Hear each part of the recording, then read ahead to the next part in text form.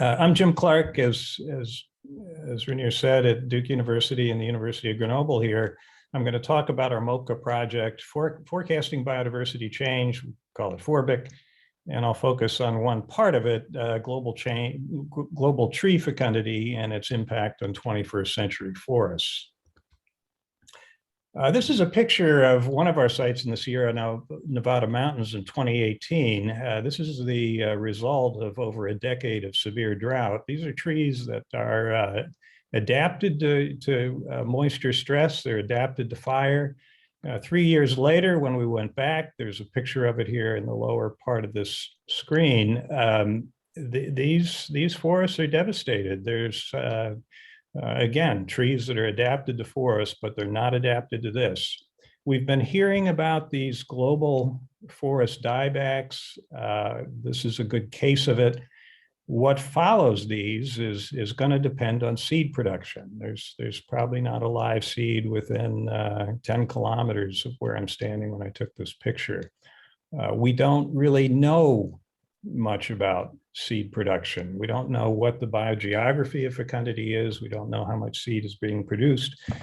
We don't know what's controlling it, and we don't know how it's changing.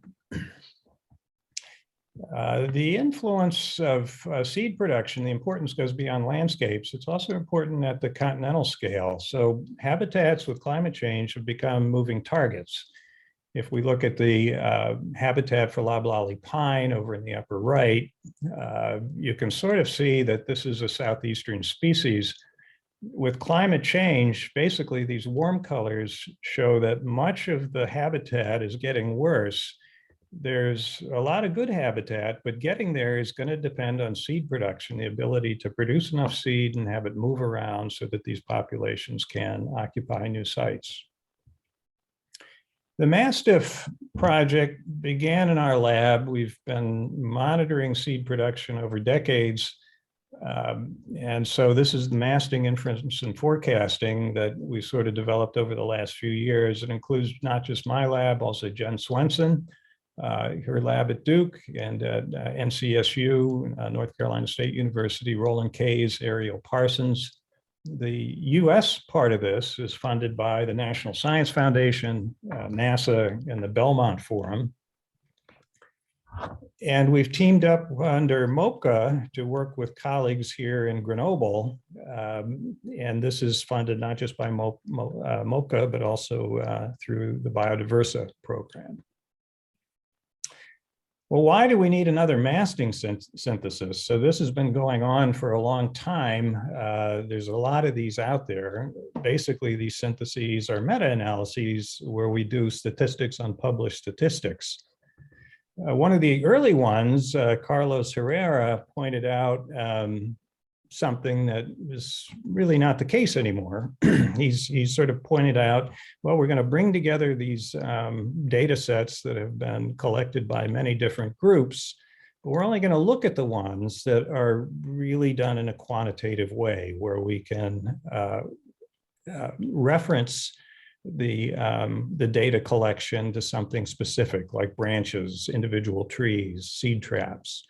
And we're not going to look at all these semi-quantitative methods, but nobody ever really said why and why this matters. So what I want to sort of point out here is that there's some reasons why another synthesis could be helpful, I think.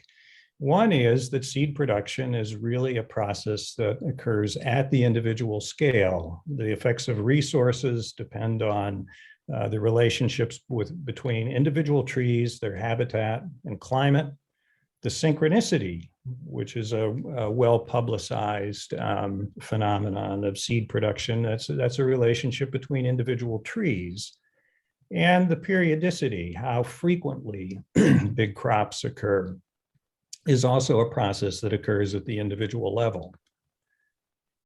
Now, when we put together these harmonized data sets that are kind of a mixture of ordinal and relativized scales, we can't put them together.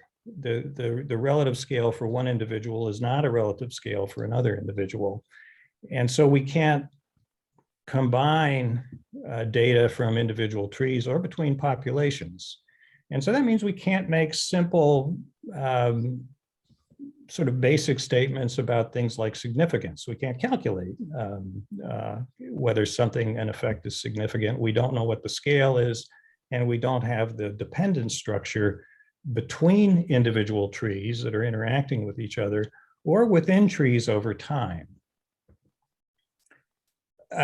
This is a problem that's been well recognized in public health and in statistics. Andrew Gelman likes this example. If you look at the relationship between income and how you vote, you would conclude that wealth is associated with voting Democratic. However, if you switch from the state scale to the individual scale, you would conclude that wealth is associated with voting Republican. Well, this is because people vote, but states elect. So the process is occurring at different scales.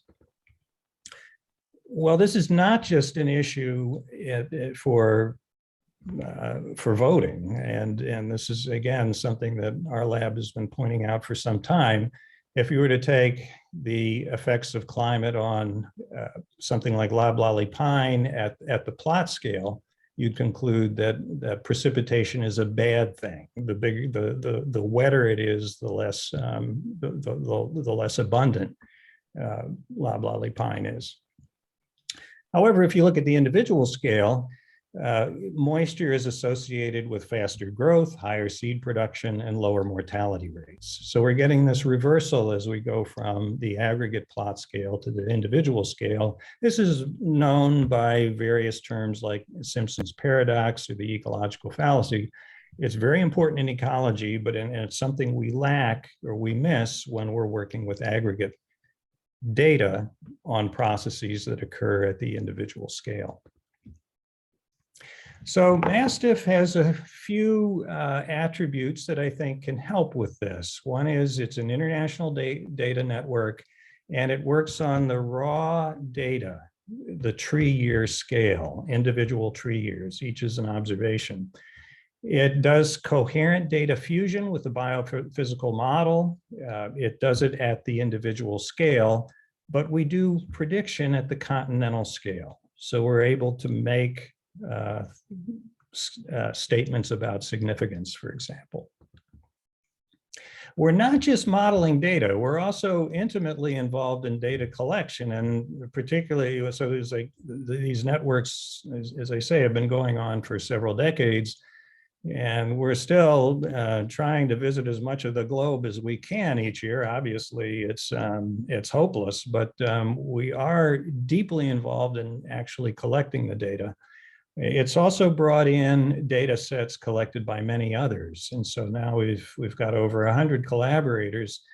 But again, this is not a synthesis of published studies. This is using the actual raw data collected by many colleagues. So the data set, again, at the individual tree year scale is the data are global. It's concentrated in places where people tend to collect these kinds of data, North America, Europe, Japan. But we do have some excellent sites in other parts of the world. It includes two types of data. One type is longitudinal, that is studies carried out by ecologists where they visit the same sites year after year and can develop time series for individual trees. The other is opportunistic, and we do this through the citizen science site iNaturalist with the Mastiff Project, so anyone can contribute to this. That has been a success. So we've now got over 100 observers from 10 countries. It's brought in 12,000 observations on 577 species.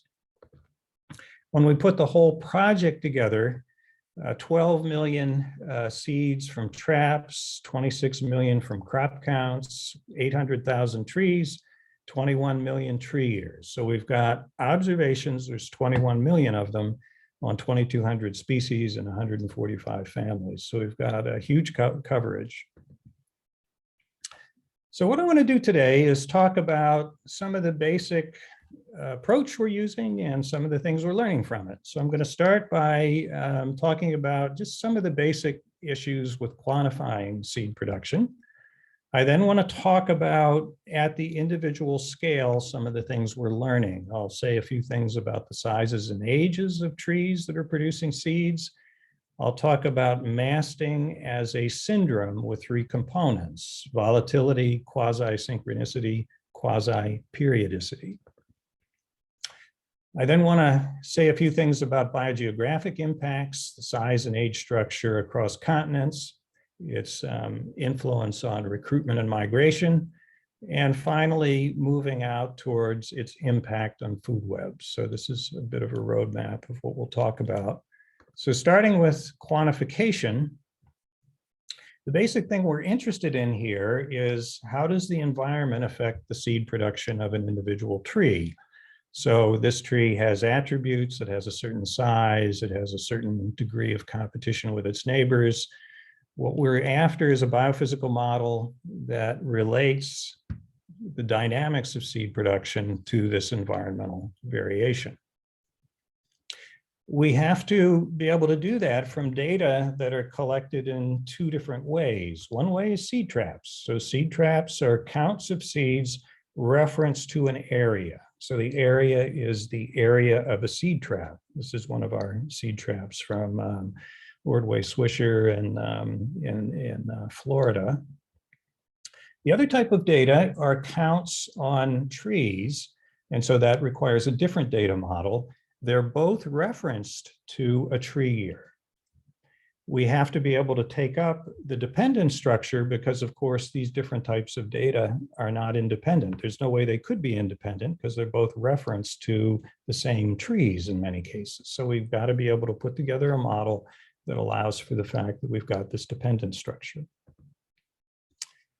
The challenge with this is that it's a big data problem. So if we've got 21 million tree years, we've got to do a probabilistic coherent model jointly. We've got to do them together. It has to be all part of one posterior distribution that, again, allows for the dependence between trees and the dependence within trees over time.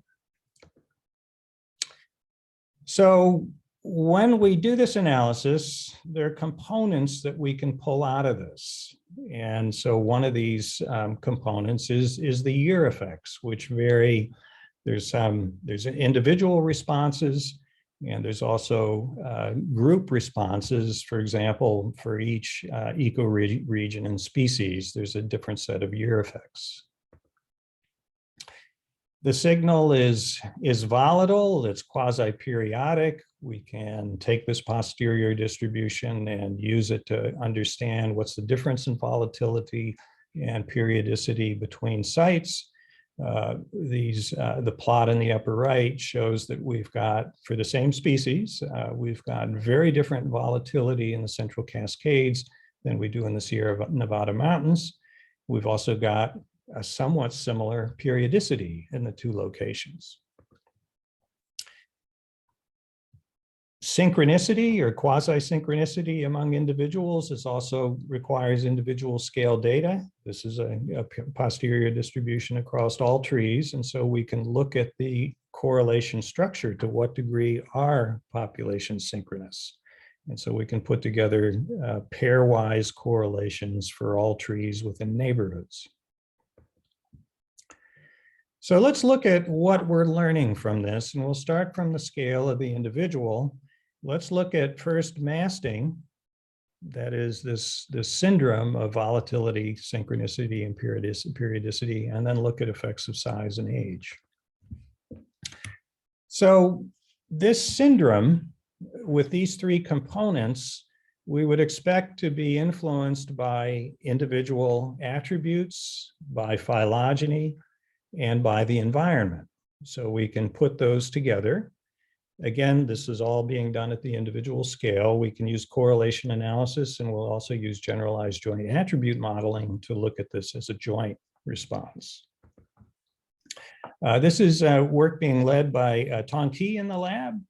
And basically what he's showing here is that we've got these three components that can be tied to the individual attributes and the environment. So for example, Highly volatile species have small seeds and they tend to live in cold, dry environments.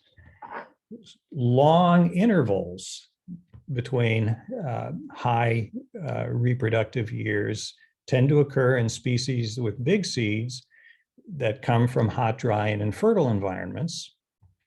And high levels of synchronicity come from species that have big seeds that are nutrient demanding and live in cold and fertile environments. So we can sort of start to take apart these components and relate them to the individual attributes to the environment and to phylogeny. So we tend to find strong phylogenetic effects in here. The blue colors here are the highly volatile species, and what you can see here, I realize the species you can't really see too well, but we've got groups of species that tend to have high volatility. These tend to be in the pinales, the rosales, the fagales, these blue colors. And if you just flip to periodicity, you see that the blues are in many cases turning into reds, which means that they have low periods, short lags. So you can see that sort of contrast. So the phylogenetic component is a big part of this response. We've then started to ask, well, what about the fertility structure through time of species? This is just one of the most fundamental demographic rates that we know for most species. We don't really know much about it for trees, and ecological models assume that trees just keep producing more seed the bigger they get. And so that would be this curve that's increasing exponentially in the upper right-hand side. If you look at old trees, like some of the pictures here, what you notice is they get old and they get wrinkly and their hair falls out, and they don't really behave like or look anything like small trees either. But nonetheless, it's been very hard to make this point that, well, fecundity could actually decline with size.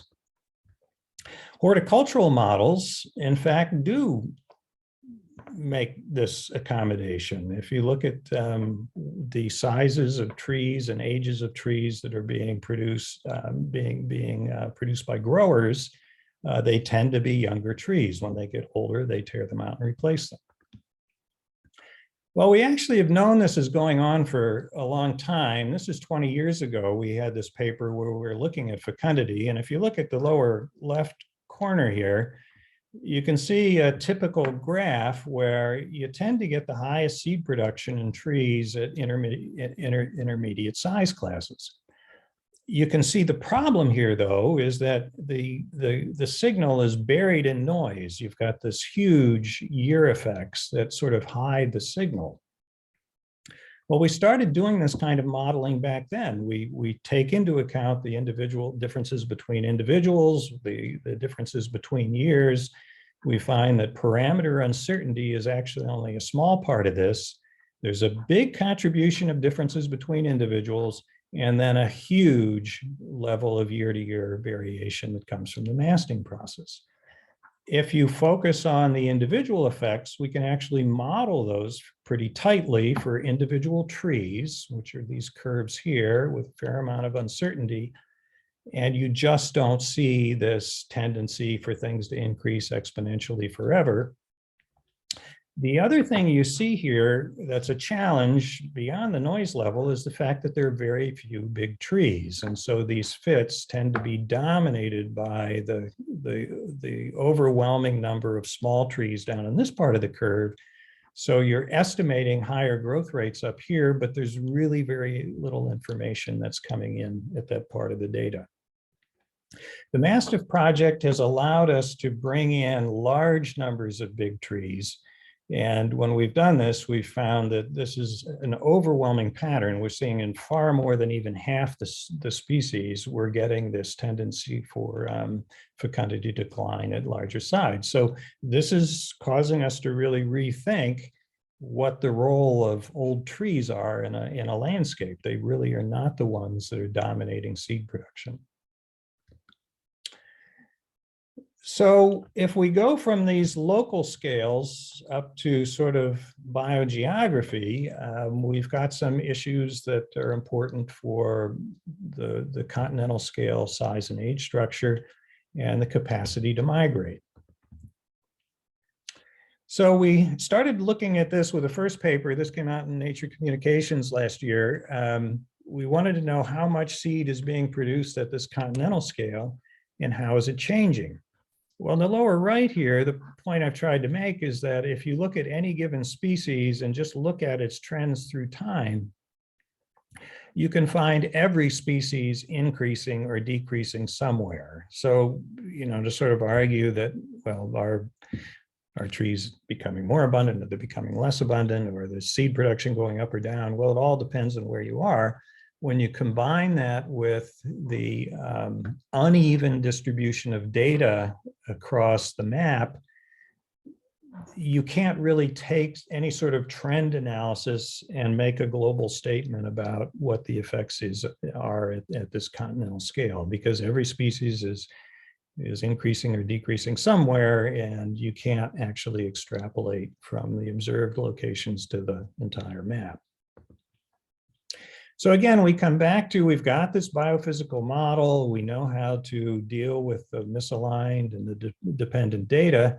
Now what we want to do is to understand what is this effect. So if we think about the direct effects of climate, we know we can model that. There's also effective size, which we just talked about, that becomes important. And there's a couple of indirect effects, 2 of them, which I'll talk about in a minute. With the fitted model, we can predict at the landscape scale because we know how much seed is produced by a tree of a given size with a given crowding level in a particular environment. And so these are just some examples for some different pines. We know how much seed is being produced and how far it's being dispersed across the landscape. This is all part of the posterior distribution that we fitted to the data.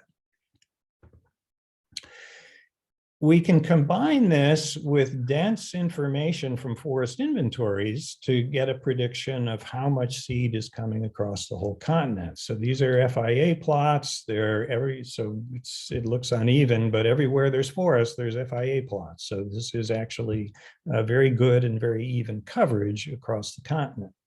So we put those 2 together. We didn't know what we'd see, and what we found is this real hotspot of seed production in the southeastern US. So we've got this warm, moist conditions, and it turns out that seed production there just overwhelms what we have in the rest of the continent. So that's interesting. Now we know what the pattern is, but how is it changing? So trend attribution is basically, we know how climate change, I'll call it climate effects. We know how climate affects fecundity F. We know how to turn that into a model of how climate change affects fecundity trends. And that's basically 2 components. One is the effect of climate on fecundity, and the other is the rate of climate change. So we can do that. And if we look at the effects of different climate variables on seed production, this first term, for example, for spring temperatures, we get this swath from the northwest down to the southeast of positive effects. So we could do this for each climate variable and look at their effects. We need to multiply that by the rate of climate change, and we have that rate of change. It's a map because every variable is not changing at the same rate across the whole continent. So we can multiply these 2 maps together, and that's going to give us the effect on fecundity, rate of change in fecundity. So when we do that product, we get maps that look like this. Again, if we take spring minimum temperature, we can see this swath of positive effects from the northwest down to the southeast. But it does look different than the direct effects. So that's because, again, that the rate of climate change is heterogeneous.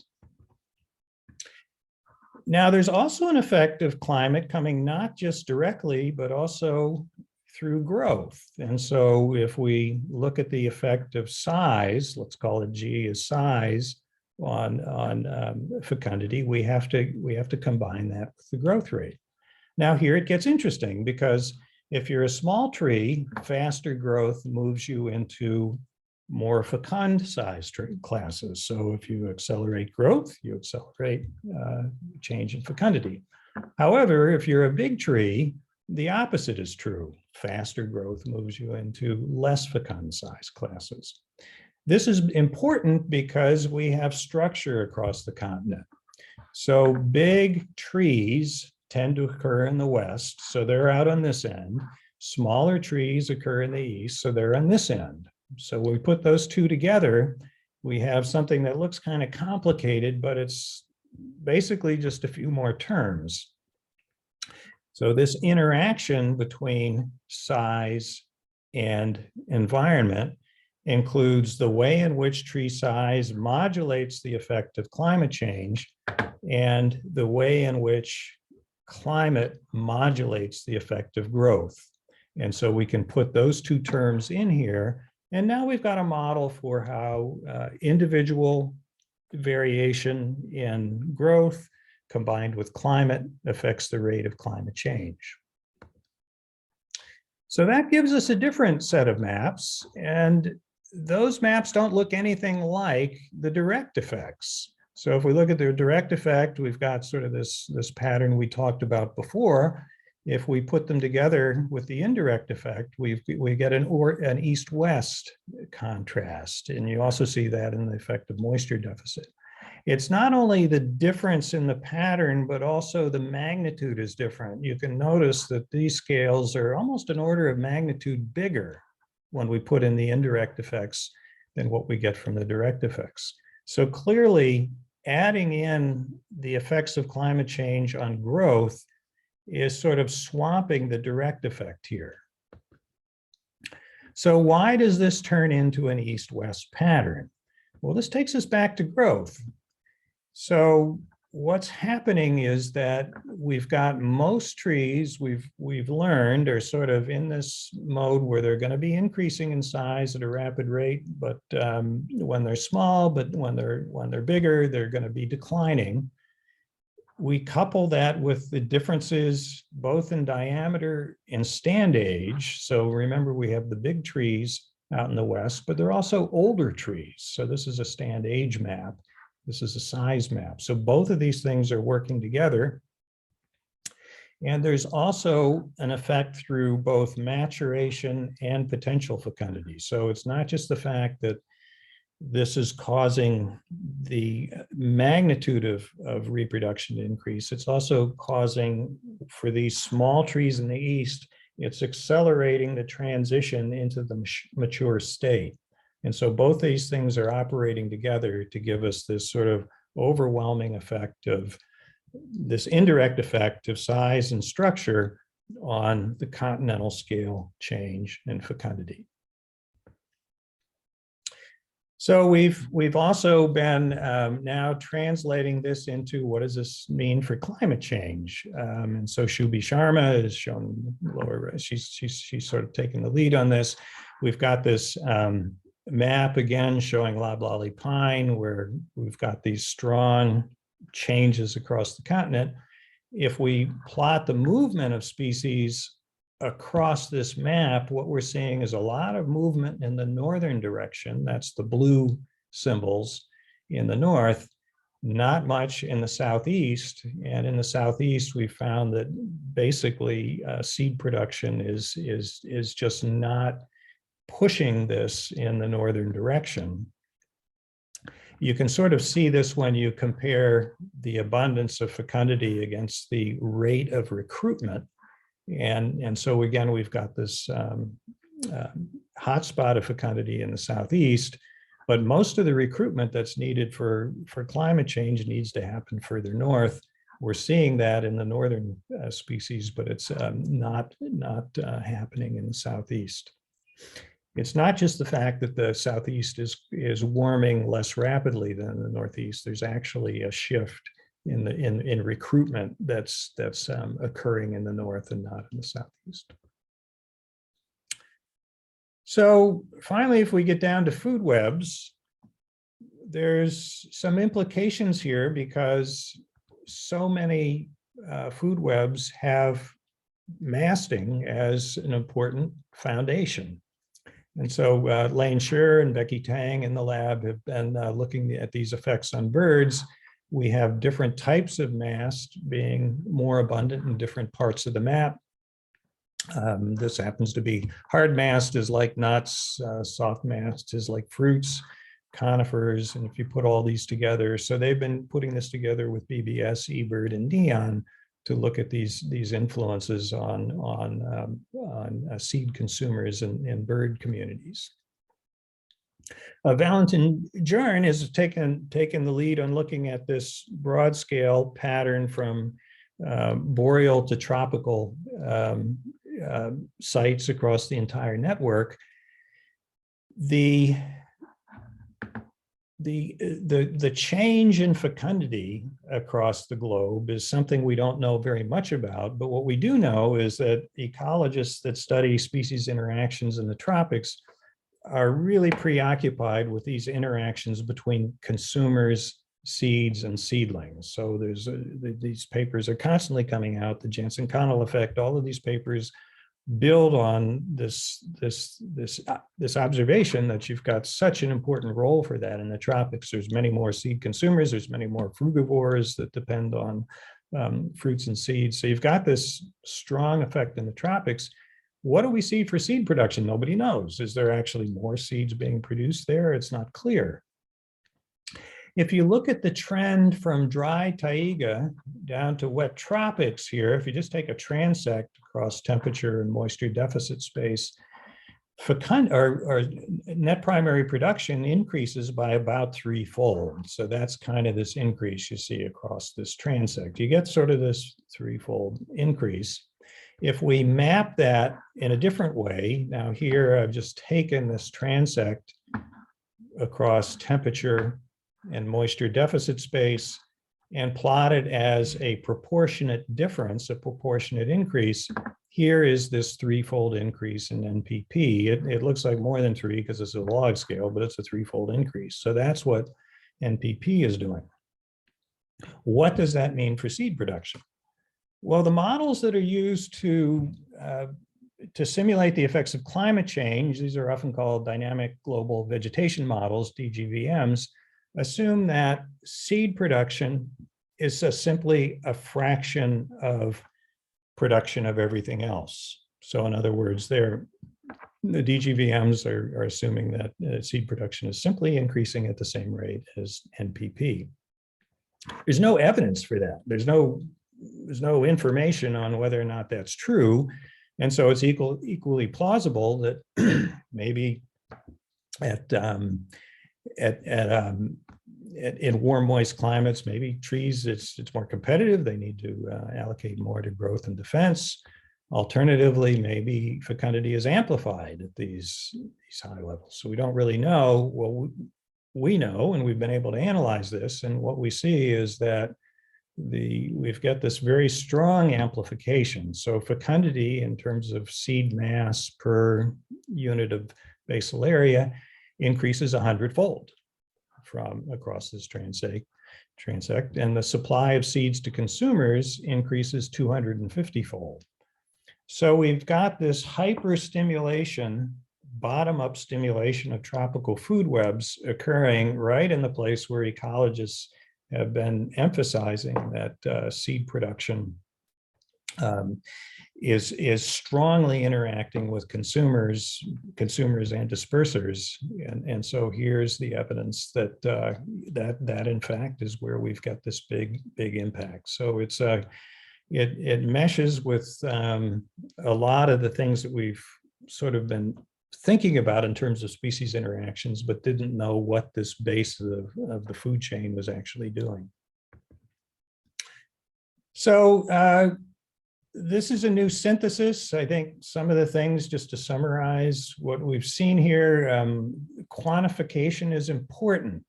The model that we're using, because we're working with raw data and modeling the dependence, we have a known scale. We know the model knows how many seeds and the mass of seeds that are actually being produced, and can therefore talk about things like statistical significance, how important is an effect. We can do that directly here. At the individual scale, it's pretty clear that we've got now a basis for fecundity schedules. We can actually talk about how does seed production change with size of a tree. We couldn't do that before. We can start to understand this masting process as a syndrome of components: volatility, quasi-periodicity, quasi-synchronicity. We're seeing how it relates to phylogeny in environment, including an individual's environment. The biogeographic impacts here are new. We now, for the first time, can start to say, well, how does seed production vary at the landscape and continental scale? How does it relate? How does it relate to the environment? How does it relate to the structure and growth rates of trees? And one of the things it shows us is that with poleward migration pushed along by warming temperatures, at least in North America, we don't have the seed production in the places where it where populations could benefit most from it. The food web implications are extremely important, I think. This 100-fold trend from dry boreal to wet tropics is not at all explained by net primary production. So we've got a whole new set of questions to pursue here. And this hyper bottom-up stimulation in the wet tropics, while consistent with this sort of importance, this focus of interactions with seeds and seedlings in the wet tropics, is something we're going to be pursuing more under this project. So in summary, I guess I could say that I've shown you a lot of results from, on the one hand, North America and then sort of some more at the globe. But one of the things that the Mastiff or the MOPCA project is allowing us to do is focus a lot more heavily on Europe. And we think that that's going to also be a focus over the next year. I've got one more year on the MOPCA project, and that's one of the things we hope to focus on. So Rainier, that's what I've got. And if you have time for questions, I'd be happy to do that. Do you want me to stop sharing? No, it's fine if you share. Maybe people will have questions to the slides or something, so we can go back. Yeah, thank you very much for this very interesting talk. I'm sure there are questions. You can raise your questions either by putting them in the chat, or there's also the question and answer tool. You can also raise your hand. And yeah, I will maybe start with a very general question. There's also one from Camille, but I would like to start. So you say here that fecundity is not where it's needed, and you also at the beginning showed this images of the forest diebacs, and I wonder if it makes sense to, for example, also harvest the seeds and keep them for some time, and then to have something like a seed bank to repopulate these areas, or also to spread some trees some distance from where they normally would spread the seeds. So I don't know what you think about these things.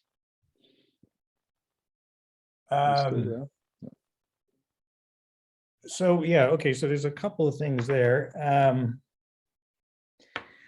So the connection to the recruitment rates, which I didn't talk about a lot here, those we can make by looking at ingrowth into inventory data. So we know the rate at which new trees are entering into inventories, and then we know the amount of seed being produced, and so we can compare them that way.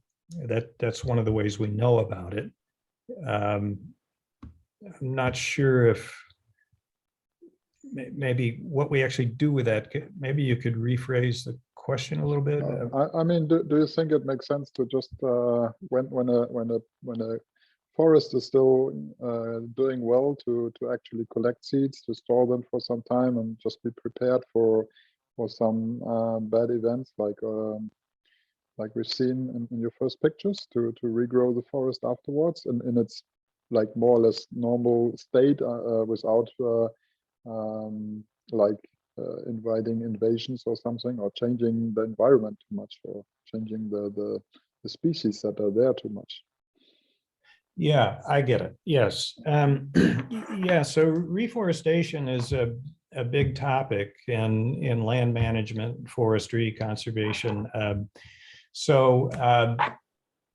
In many places where you have species that are commercially valuable, planting is done. There's a lot of planting that goes on.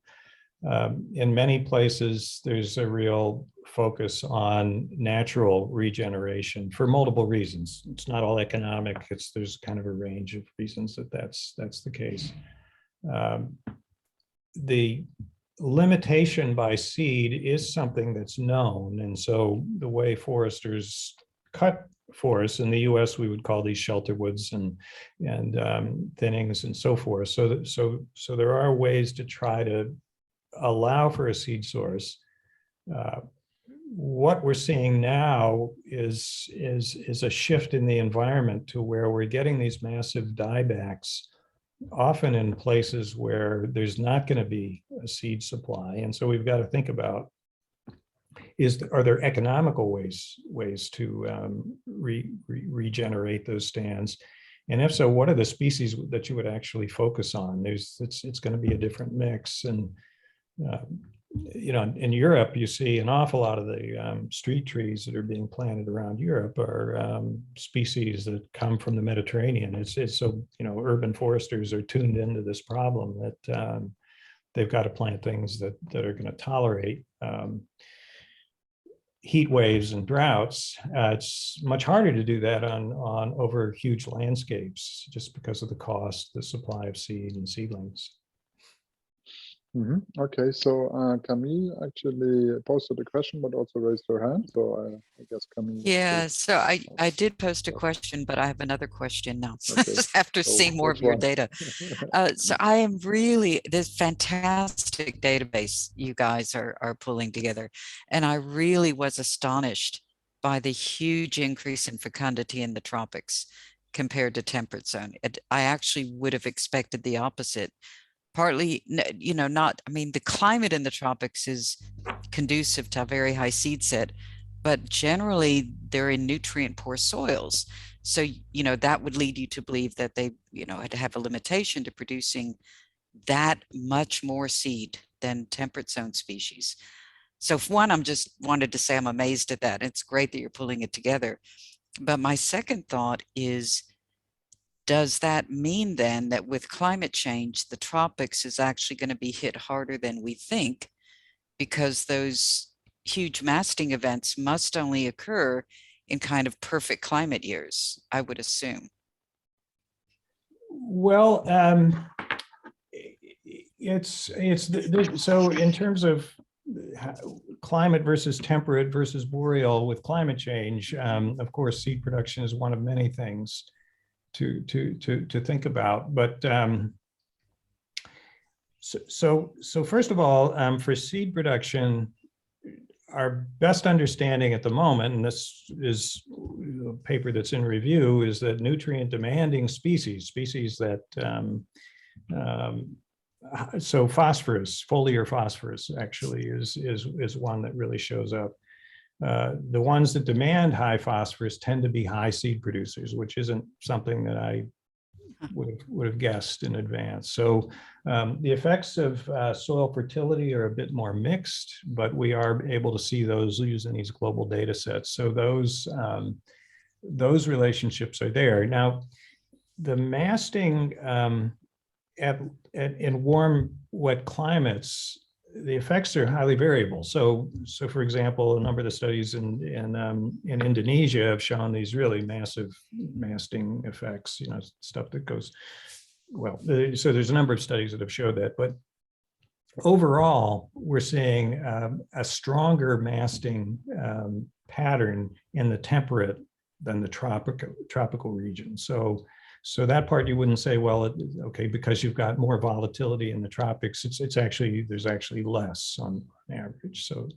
So that's a difference. But the fact that you've got this sort of hyperstimulation, and as we learn more about how climate change affects that in the tropics, we've just started to sort of look at this pattern in the tropics more. There's fewer sites there, so it's a little more difficult.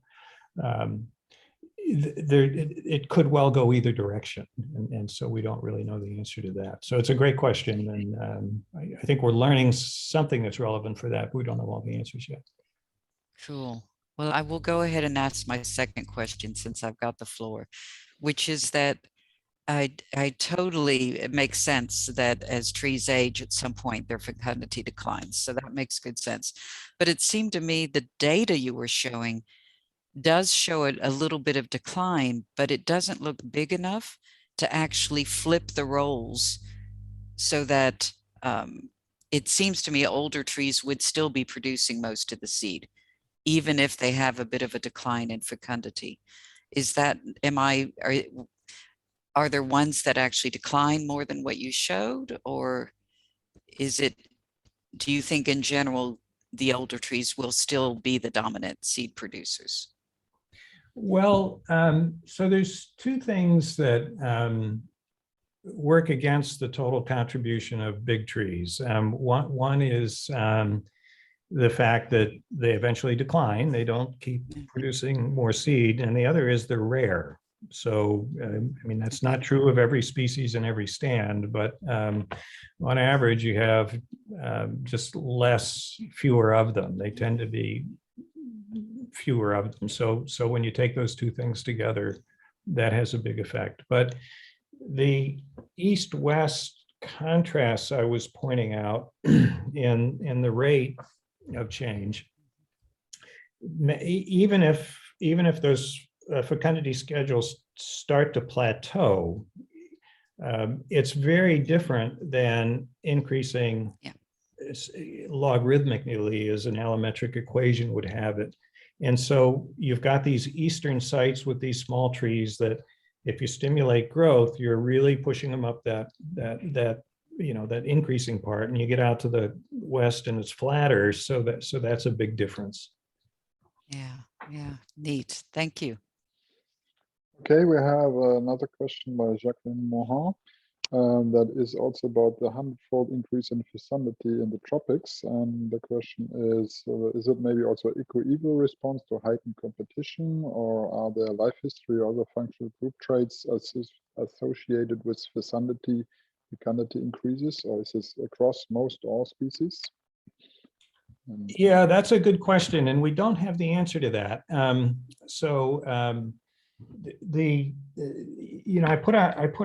I began with these various possibilities of why it might under respond relative to NPP or over respond.